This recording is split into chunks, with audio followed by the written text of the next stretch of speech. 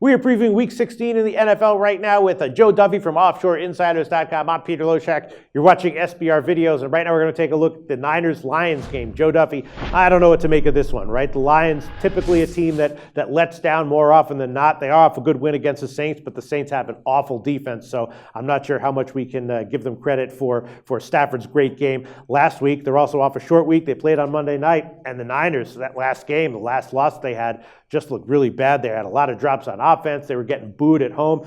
They are getting 9.5 points here. I'm really not sure what to think about this one, Joe Duffy. You have anything to say about it? This is a game where, look, the 49ers, we talk about Washington with their offensive splits, home and road. San Fran probably is the most pronounced defensive splits in the NFL.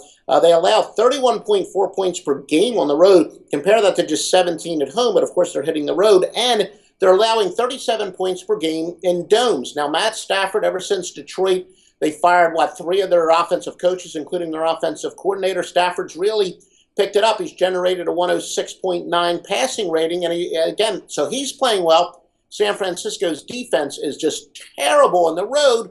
But Matt Stafford has a long history. Just when you think it seems to be an obvious game where Stafford should have a spectacular game, that's when he comes up short.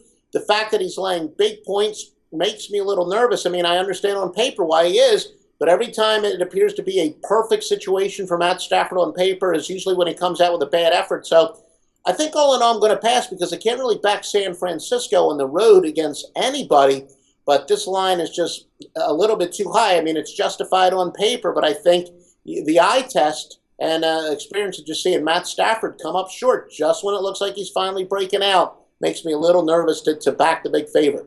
All right. Well, what do you think about maybe, the total's 43, right?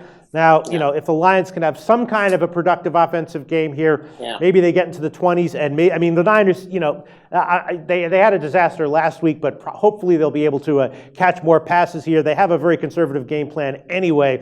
It's just not that high of a total. What would you think about maybe a shot with the over? I would agree because, look, Detroit should come out swinging. I mean, they should definitely come out throwing the ball down the field. And remember what I always say, it is about pace. And I think because it could be an up-tempo game, that means, even San Francisco could put a few points on the board. So I would agree with that. And like I said, on paper, it does almost seem like Detroit should explode for about 34 or so points. So that would mean, that San Francisco might only need a couple touchdowns to put it way over the total. So yeah, I'm not going to talk you out of that. All right. The Niners do have sort of a history of having a sort of over record on the road this year anyway. All right. I'll take one for the team here, Joe Duffy. I will give out over 43 as the official play here, but I don't think I'm going to be betting it myself. Officially, it's going to be a pass for Joe Duffy. Thanks so much for your thoughts, though. This is a tough one. You take the tough ones every week, any game I ask you to take.